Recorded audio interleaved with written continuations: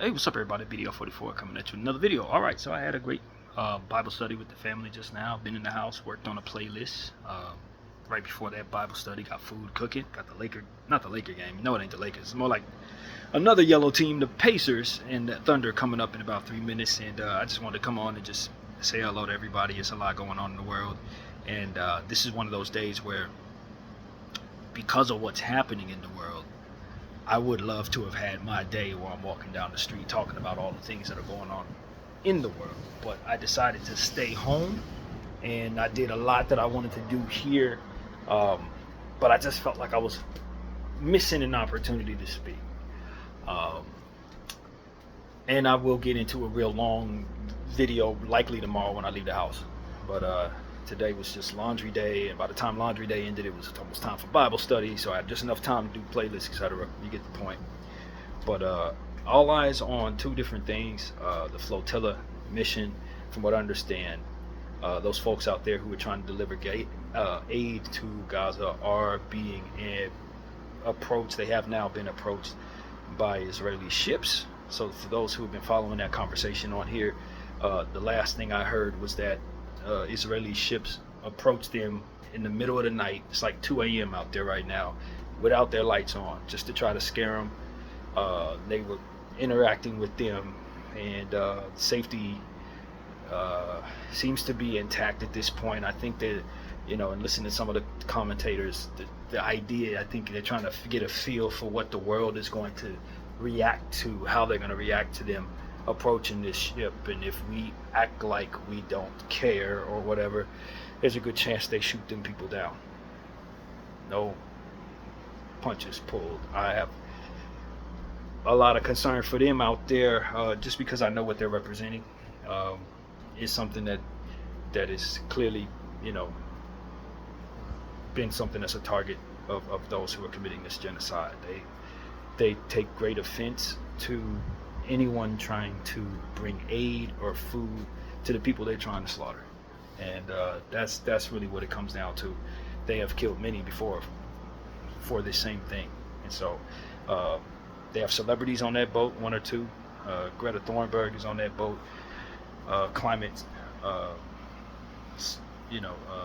activist, and she's extremely famous, so hopefully that buys them an opportunity to survive this.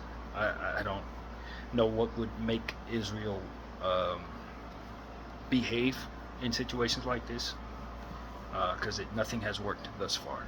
And so we pray for those people. And then the other situation, of course, is just everything that's going on with the ICE immigration situation in Los Angeles.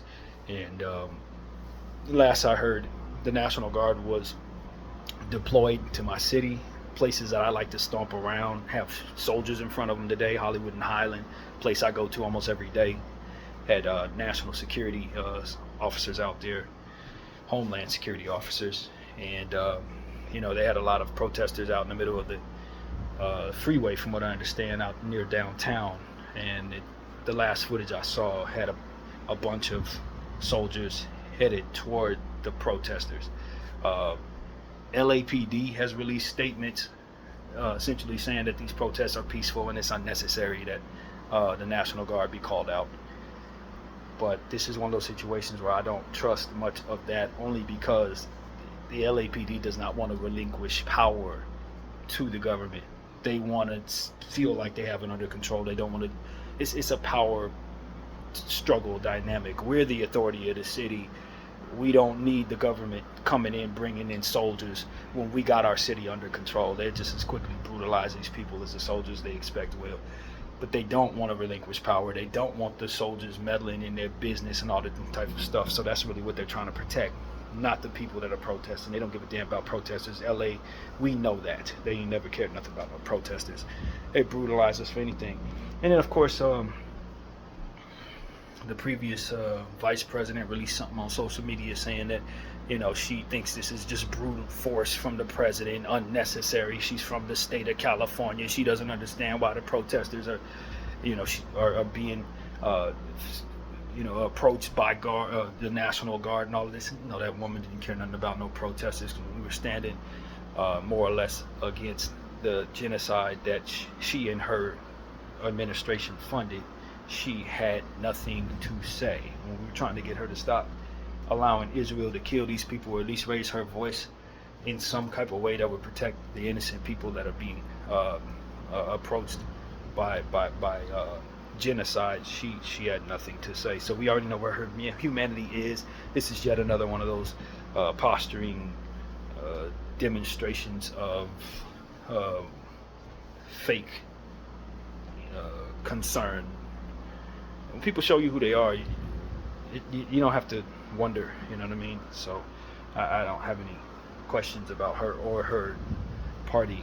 They've already shown me they don't care anymore than the people who are doing this, and they're all owned by AIPAC. And then from what I understand, last night there was a Israeli warship flying over Los Angeles. So this all feels like a setup. They're trying to provoke peaceful protesters into fighting, just like Israel always wants to do when people are protesting. That's all this is. This is the same old thing, man. The same thing that was going on to the Palestinian protesters, the same thing that's happening to the ICE protesters. It's the same copy and paste energy because it's the same people doing it. And so this is just not surprising. And we just stay prayed up. This is why a relationship with God is so important, because people who don't have a relationship with God, when they see all this happening, they lose their mind. People who have a relationship with God go to Him and figure out how to be poised in the circumstance. I heard something a few days ago. It stated something along the lines of, if you're under control, if you're not panicking, the situation is under control, or whatever, something of that nature. I think it was involving a basketball team trying to, not panic when they're losing. But the fact remains that is how you handle crises in life too. If you keep yourself from panicking, you allow yourself to stay in a meditative space in the presence of crisis, you will likely be able to keep yourself under control and maybe even control the situation to the best of your ability. So that's what we do in situations like this. I stayed in the house today. I would have loved to have stomped out there and all of that, but life kept me home. I'll probably leave the house a little bit tomorrow. I'm not going to let these people keep me in the house or anything like that. I will still do what it is I do. But this didn't feel like the day to stay quiet. Not in regards to these circumstances. We got to raise awareness for these circumstances and raise awareness for how they tie together. At the very end of the day, Israel is behind all of this. Everything. They're behind our government and everything our government is doing. And the way that they're approaching this situation with ICE is the same way they approach everything else that they oppose. Lies, unnecessary, brutal tactics, and ways of doing things, and ultimately more propaganda and lies to prop themselves up. America and Israel in lockstep, and they share information and share tactics and share plans and all this different stuff. So they're one and the same. Our government is Israel. Israel is our government, and what we're seeing is their united plan for whatever it is they're trying to do. Likely something that's going to benefit the state of Israel rather than the United 50 damn states of America. But I heard someone say something along the lines of they're trying to provoke us to violence, so we need not play into their hands. This is chess, not checkers. So all of those people who are out there in the streets, we need to remain nonviolent. I've seen plenty of footage of people being pepper sprayed by uniforms, whoever they were, National Guard or whatever, just pepper spraying people who are standing still, protesting, holding flags, and just simply clapping, trying to escalate the situation to violence so they can justify the behavior. This is what they did to the Palestinian protesters as well. And for those people, may not be many of them watching me, but let's just put this out in the ethos out here. If you believed that those who were protesting what's going on in Palestine were what they told you they were, but you find yourself on this situation here protesting with what's going on with this ICE situation, what you need to understand is the same thing that's happening to you is what they did to them. And the reason why is because this is how they handle things. They lie about who you are. They go about posturing a certain way as if it's necessary to treat you a certain way to justify what it is that the narrative would be that would otherwise cover their backside of what it is that they're doing. So if, for example, if it's in their best interest to say that you are a terrorist, when they approach you, they're going to treat you like a terrorist. If it's in their best interest to say that you are rioting, even though you're peacefully protesting, they're going to approach you with riot gear, and they're going to go in full forces if you're acting like a rioter. Then when you get there, they're going to spray you down, try to provoke you into the fight that ultimately looks like a riot, and then they can sit back and justify and say you're a rioter. You got to bore these people to death at the end of the day. Bore them to death. They want to enact the National Guard, give them no reason to. Give them no reason to. Have them stand around looking at nothing. And then when they retreat, come your butt back outside. Force them to bring them people back out here again and do the same thing. Absolutely nothing. You got to play chess with these people, because at the end of the day, it's all about controlling the narrative and ultimately provoking you to be what it is they're lying about. That's it. That's what the game is. And there are a lot of people who haven't been paying attention to the Palestinian conflict, for which I was telling everybody who follow me to pay attention to, because they were going to turn their attention to you in some form, and now we're looking at it. Now my Mexican brothers and sisters, my Spanish-speaking brothers and sisters, are seeing what the peaceful protesters against the Palestinian situation just went through. They're doing the same thing to you now. And it's interesting, because the Mexican flag and the Palestinian flag have the same colors. Take that for what it's worth in regards to why you're going through something similar, why Israel has its attention on you, why they chose your people to go after. It's a lot of symbolism in a lot of this stuff that is parallel, not necessarily because it has intentions to be, but or that anyone tried to mold it so that it does, but because God is real. And this is how he shows all of us that he's in existence. There are certain parallels that are outside of the enemy's realms that will still reveal the enemy's lies and his plots and his tactics and all of that. And ultimately, what is being suggested by God is that these people unite. You see your colors, they can't tell the difference between the Palestinian flag and the Mexican flag. And when they look at your skin, they can't really tell the difference between you at all, because there isn't any difference. And this is what we've been talking about on our channel. People of color, we all get treated the same way. We're all looked at as if we're holding the same flag, even when we have different ways of doing things. And so, why stand apart? Why tribalize any further when we always find that we're going up against the same enemy? It's the same thing I say about various different religions.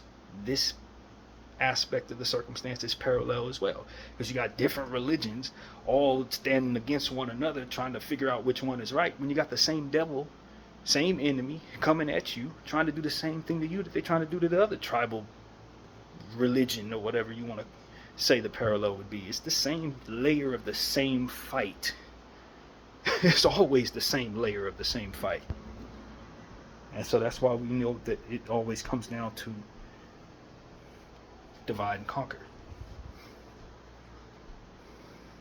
So that's what I wanted to say to everybody, man. Play chess with these people, not checkers. If they want to provoke you to fight, remain peaceful. You know, make them spin around in a circle like a damn top, like a dreidel, like a Tasmania devil, trying to force the narrative that you're the worst person in the world, to no avail. Then when it's time for you to, when the coast is clear, so to speak, when they've wasted so much time and they feel like there's no reason to do this anymore, you come back outside and protest peacefully. But when they come out like this, go in the house. Go in the house. And that's what we're going to learn to do. And so that's what I'm here to say, man. I think that people should go in the house right now. While the National Guard is out, go about life as normal. Have them staring at nothing, man. Don't be out there trying to raise hell against soldiers. That just plays into the chess game that they're playing, which is to provoke you into what it is that ultimately will align with their narrative to justify their actions, which are, I mean, just not morally just, nor human, nor what they say it is 9 out of 10 times. So we know what it is, man. At the end of the day, Israel and America are one and the same. They've come together to unite forces to continue on the process of colonizing the earth. That's really what it is, man. They're trying to take over the world, and they're going to try to do it together. and they have been doing it together for almost 100 years now. We just weren't really aware of it until now, but it is what it is, man. Um, and so that's what I wanted to say to people, man. This wasn't a day to be quiet. It really wasn't. There's too much going on in my own city, with people that I probably know are out there fighting for their freedom and fighting for their right to just be. And brown people need to understand. We call people in Palestine brown, and in LA we call people who are Mexican brown. Y'all ain't separate, because you got the same enemy. Bdf 44. I thank y'all for watching. Out.